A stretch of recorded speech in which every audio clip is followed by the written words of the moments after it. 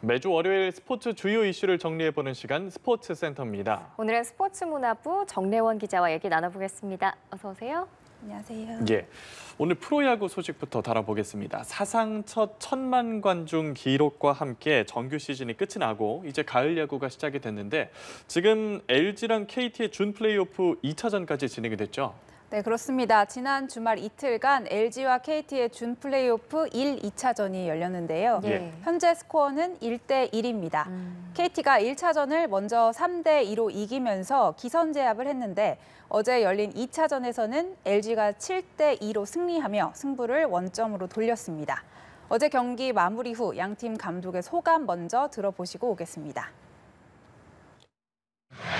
초반에 좋은 흐름 갔는데 좀 뼈아픈 실책이 나와서 경기 흐름을 준 것 같습니다. 선수들이 좀 피곤했나 좀 집중력을 잃은 것 같습니다. 하루 쉬는 동안 준비 잘하겠습니다. 2차전에 저희 선수들이 집중력을 발휘해주면서 다시 어떤 1승 1패를 만든 게 3차전에서도 좀 더 저희가 좋은 분위기에서 시합을 할 수 있다는 게 굉장히 중요한 요인인 것 같습니다. 네, 지난해에는 한국 시리즈에서 맞섰던 두 팀이 이번에는 준 플레이오프에서 만난 거잖아요. 예상대로 굉장히 팽팽하네요. 네, 사실 상승세를 더 탄 건 KT입니다.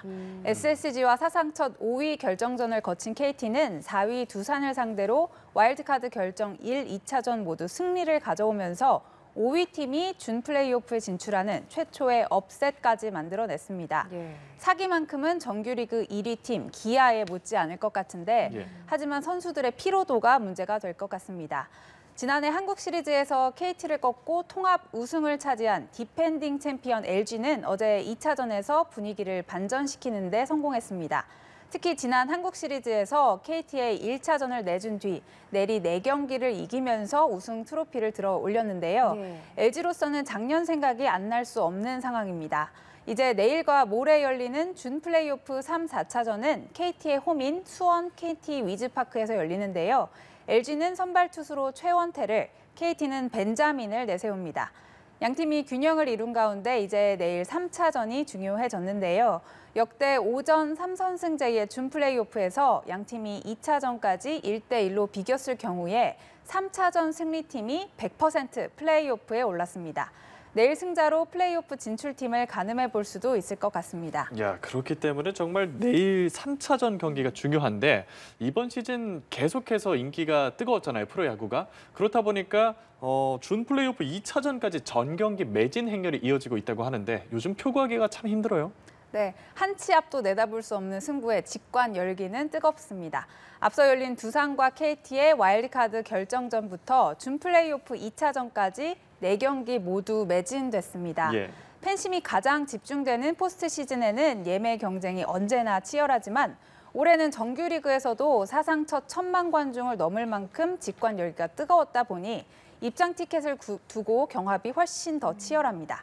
제가 경기장에서 만난 야구 팬들 중에는 올 시즌에만 100번 넘게 경기장을 왔다는 분도 계셨는데요. 가족 단위로 야구장을 찾거나 직장 동료들 혹은 직관을 함께하는 동호회를 꾸려서 함께 오는 등 구성도 다양했습니다.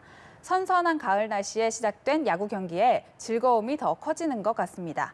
가을 야구로 이어지는 KBO 흥행 신화 관련 영상으로 보고 오겠습니다.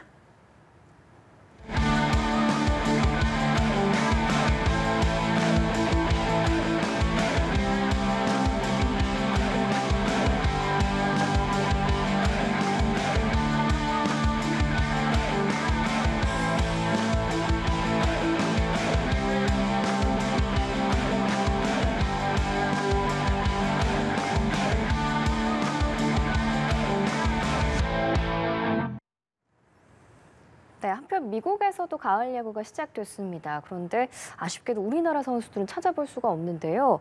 이 메이저리그 첫 시즌을 부상으로 보낸 이정후 선수가 귀국을 했죠. 네, 그렇습니다. 샌프란시스코 이정후는 메이저리그 진출 후 첫 시즌을 부상으로 보내면서 아쉬움을 남겼는데요. 지난 5월 13일 신시내티전에서 수비 중 펜스의 어깨를 부딪히면서 수술대에 올랐고 그대로 시즌을 마감하고 지난 1일 입국했습니다. 재활 과정에서 스스로 빅리그에 어울리는 선수가 돼야겠다라는 생각을 하면서 무조건 부상 없이 다음 시즌을 소화하겠다고 다짐했는데요. 이정후 선수의 소감도 들어보시겠습니다. 플레이 하나로 좀 시즌이 끝난 거에 대해서 아쉽지만 또 뭐 앞으로 야구할 날이 많기 때문에 좀 그런 것들도 좋은 경험이 되지 않을까 싶습니다. 그냥 제가 느낀 거를 토대로 겨울에 준비 더 열심히 해야 될 것 같습니다. 예, 이정우 선수의 복귀도 기대를 해보겠습니다. 이제 축구 얘기로 넘어가 보겠습니다. 우리 대표팀이 북중미 월드컵 아시아 지역 3차 예선을 앞두고 있는데 요르단하고 맞붙네요.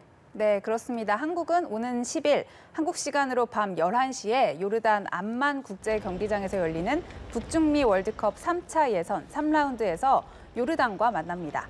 앞선 두 경기 성적은 1승 1무인데요. 우리 대표팀은 팔레스타인과는 0대0 무승부를 기록했고 오만 원정에서 3대1 첫 승을 거뒀습니다. 요르단도 1, 2차전 1승 1무로 승점은 같지만 다득점에서 앞서서 B조 1위를 달리고 있는데요. 요르단과의 최근 경기를 보면 지난 2월 아시아 축구연맹 카타르 아시안컵 4강에서 요르단을 만났는데 당시 클린스만 감독이 이끌던 우리 대표팀이 0대2로 패했습니다. 이후 홍명보호가 8개월 만에 서력전을 준비하고 있습니다. 대표팀 국내파 선수들은 어젯밤 요르단으로 출국했고 해외파 선수들은 소속팀 일정을 소화한 뒤에 현지에서 합류합니다.